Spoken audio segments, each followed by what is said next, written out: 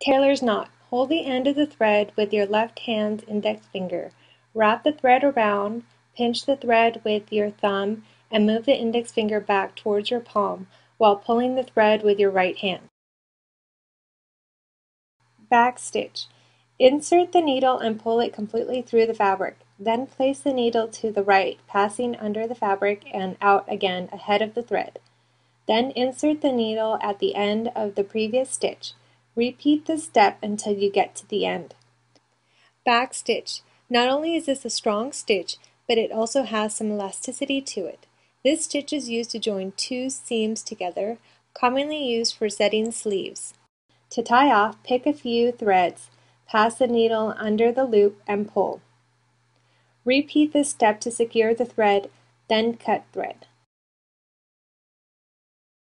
Half back stitch. This stitch is similar to the back stitch, but rather than the finished stitches meeting at the top side, there is a gap between them equal to the length of the stitches.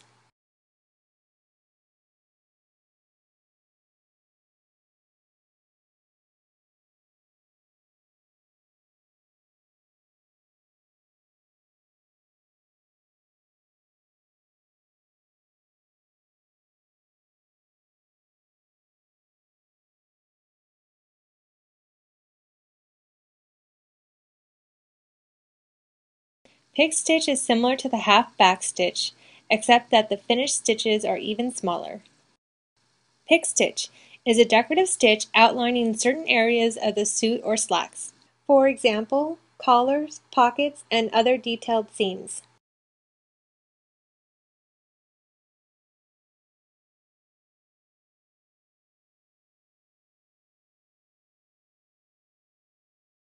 Running stitch.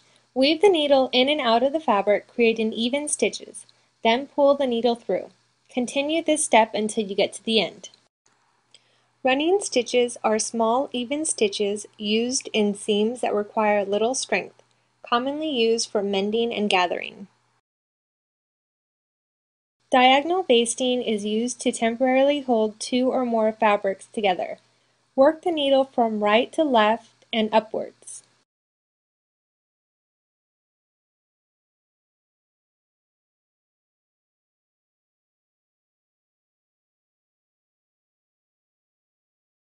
Cross stitch. This stitch is similar to the diagonal basting, but the stitches are smaller, and once you get to the end point, you start working your way back down, creating an X pattern. Cross stitch. This is a variation on the diagonal basting. This stitch is used for decoration. In couture, this stitch is used in construction to make the front, right side, or top of garment and shoulder pads, and on the finished garment to mark the front waistline. Chain stitch. For each stitch, loop thread up and around needle. Pull needle through, then insert needle behind and bring it up. Chain stitch is another variation on a decorative stitch working from right to left.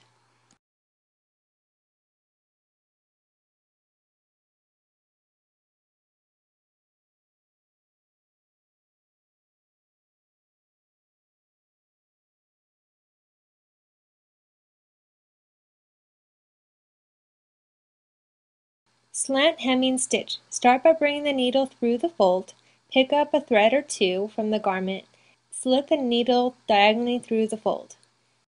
Slant hemming stitch is used to finish off a hem, but is the least durable.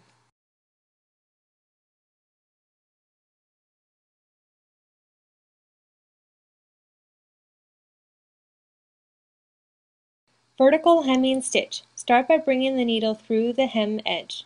Catch one or two threads of the garment fabric directly above this point. Then direct the needle down diagonally to go through the hem edge to the left. Vertical hemming stitch is another hemming stitch, which is more durable than the slant hemming stitch.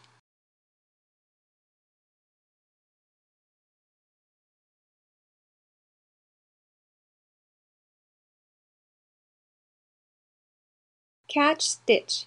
This stitch is worked from left to right. First pick up a few threads from the garment, then take the next stitch to the right at the hem edge. Continue to alternate stitches from the garment to hem. Catch stitch is my personal favorite and the only stitch worked from left to right.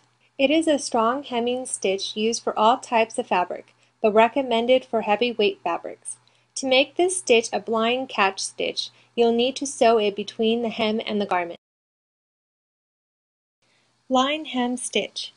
This stitch is sewn inside between the hem and the garment. When finished, this stitch is not visible. Take a few threads from the garment fabric, then take a few threads from the hem. Continue the step until you get to the end.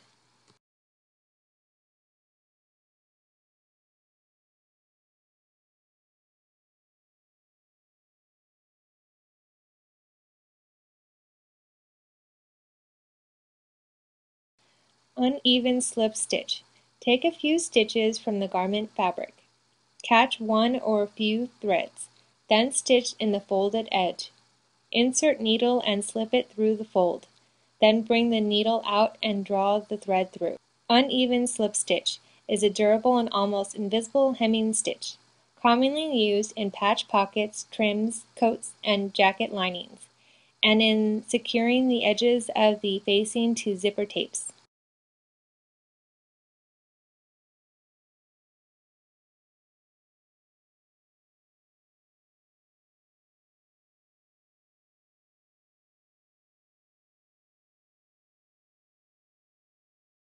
Even slip stitch. For the first and every succeeding stitch, slip needle through the fold of opposite edge, bring needle out and draw the thread through.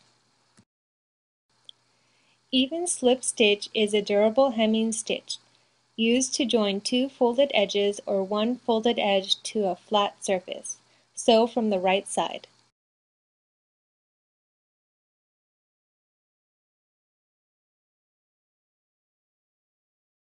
Thimble. Protecting the middle finger during the hand sewing. One can find a variety of sizes and styles. Whip stitch. Insert the needle from the back of the fabric through all layers. Bring it out just below the edge and have it pointing towards you. Pull the needle through and continue the step till the end. Whip stitch is used to join two finished fabrics, used for making bands, ties, belts, and rolled hems.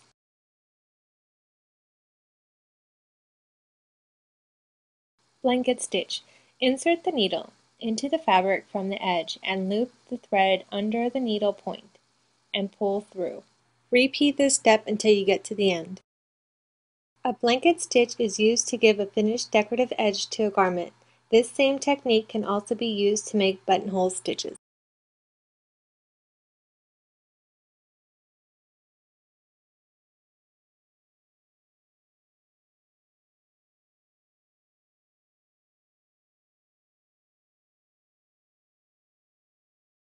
Tailor's tack or markings. Take a small stitch on the marking, go over the same stitch to create a small loop.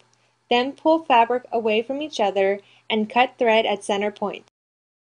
Tailor's tack is used to transfer construction details and markings from patterns to garments without using chalk or pens.